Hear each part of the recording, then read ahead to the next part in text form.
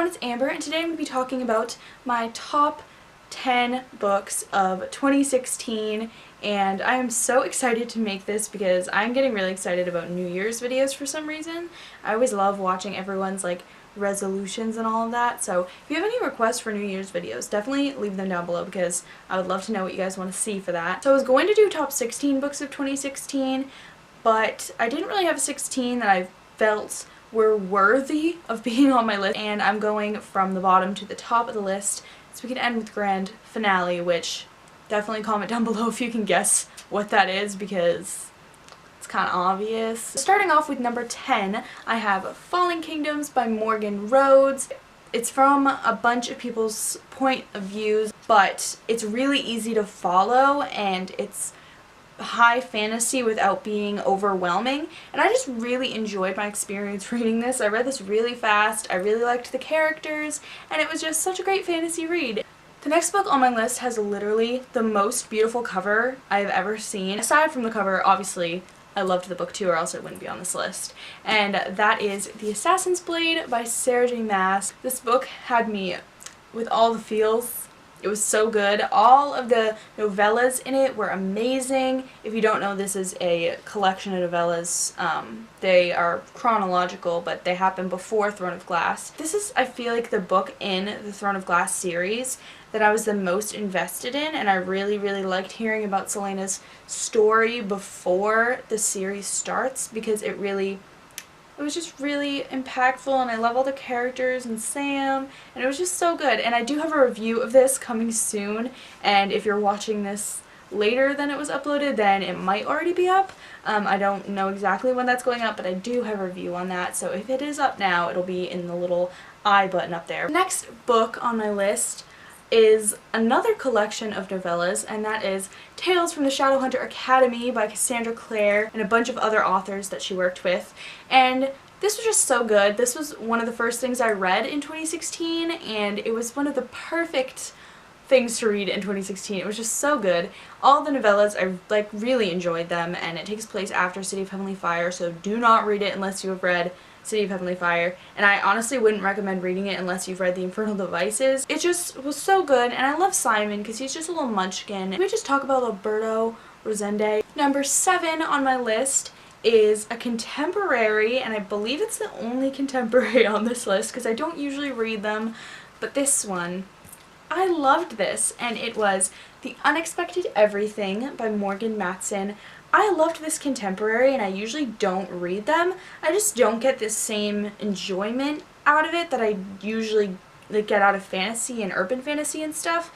But this book, I really enjoyed it, and I think the time that I read it at was also perfect because I was on vacation while I read it, and it was just such a great, fun, light-hearted, summery read. I do actually have a review on it, so if you're interested in hearing more of my thoughts about The Unexpected Everything and more about the book itself, then you can go look at my review, which is up now. The next book on my list is a series that I read in 2016, and I really, really loved this series, and it was so good. It's well loved by a lot of people, and that is The Infernal Devices by Cassandra Clare. It was just so good, and it was really nice to see a new perspective of the Shadowhunter world and stuff, but I'm not going to talk a lot about this because I know most people have probably read it. I don't know if this is cheating. It's not cheating. My number 5 on the list is the Percy Jackson series. I don't even have to say anything about this. It was just so good, and I can't believe I just read it now. But Percy and crew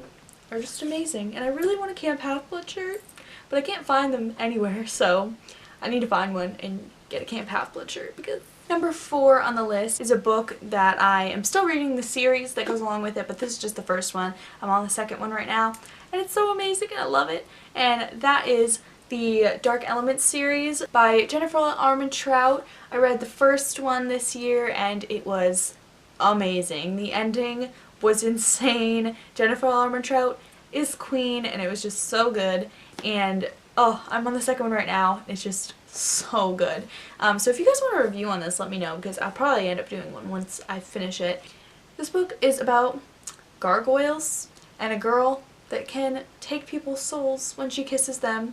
Just read everything that Jennifer Armentrout writes because it's just so good. The next one is a book series that was recommended to me by one of my really good friends, and the series is just so good, and I just recommended it to one of my other friends and she's reading it now and she's like texting me about how good it is. This is The Sweet Evil trilogy by Wendy Higgins. I read this over the summer and it was just so good. I read it so fast. There are 3 books and then there's one from the guy's perspective, which I have yet to read actually. I need to read that. It's about demons and angels and 7 deadly sins, and it is just so good. It's just so amazing. I love this series. If you haven't read it, you need to read it because it's just so addicting and it's just such a good read. I just was so glued to this and I love the characters and I really already want to reread it, and I just finished it like a couple months ago. Number 2 on my list is the last book in the Lux series and the book from Damon's point of view, which are the only 2 that I read in 2016 because I read it at the very end of 2015. This series is just so close to my heart. I just love it. It's about aliens and it's about Damon Black, who is beautiful, and Katie's the main character and she's a book blogger, so she does videos, and it's just very relatable and it's just so good. And I need to reread this because I love this series so much, but yeah, this is definitely my number 2. I love this series so much. It's so good. The time has come for the last and final book on my top 10 of 2016 list. It is a book that I've pretty much dedicated my life to. It's so amazing and it's just so good. And that is A Court of Mist and Fury, of course, by Sarah J. Maas. I actually prefer this to the Throne of Glass series. I don't know if I've mentioned that before. The first book, I was not expecting to read it when I did, and I wasn't expecting to buy it when I did, and I bought it along with Red Queen, and I was just kind of browsing. I didn't know which one of them pick up, and I was more inclined to pick up Red Queen for some reason, but I don't know why. I just decided to pick up A Court of Thorns and Roses. I just felt more drawn to it, I guess, and I picked it up, and I loved it. It got me out of like a 9-month reading slump. And then I was anticipating this book, but it wasn't one of my top anticipated books of 2016. And then I read it and it was amazing. I decided to read it like right when I got it. I guess I wasn't reading anything at that time, so I just was like, hey, I'll just read this.